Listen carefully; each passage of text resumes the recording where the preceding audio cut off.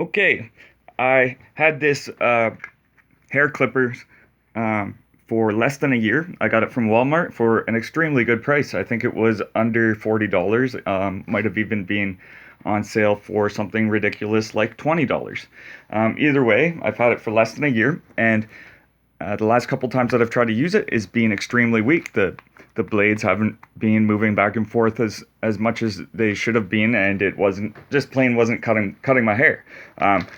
For a while, I thought that it was these screws being too tight, so I loosened them up. That seemed to help for a little bit. I got maybe one more shave out of it, and then that just wasn't cutting it either. So I decided to open it up and take a look, see if there was anything going on inside. And first thing that I noticed was that the mechanism here, how it works, is it's got these two screws, these two springs. So on either side of this thing that goes back and forth, right? So when the power goes in here and it gets an alternating 60 hertz current through this coil here, it makes a magnetic field attract this thing to the center here, and then as soon as that sine wave goes to zero, then the strength in these springs causes it to push to the side, right? Either one of the sides, right? And so that pulses at 60 hertz, right?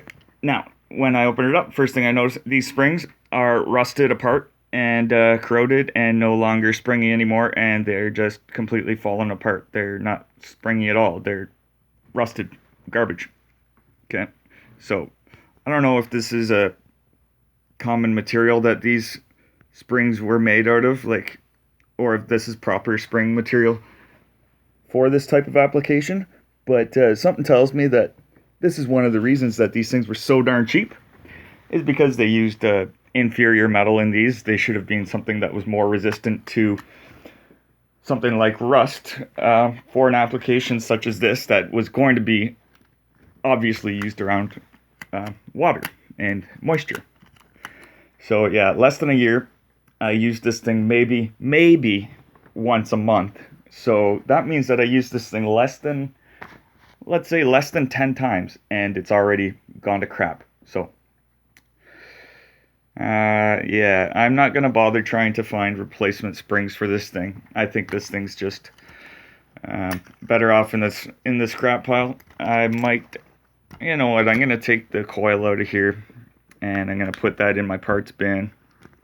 I mean, it's got a switch and a cord built onto it. So I mean, this might find an application.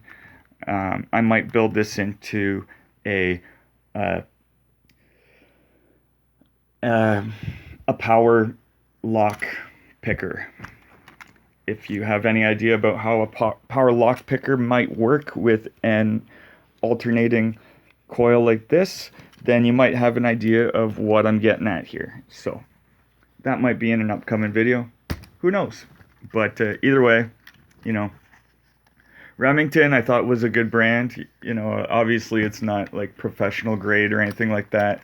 So you can't expect too good from them. But I mean, I thought that I'd get something better than less than 10 uses out of this thing.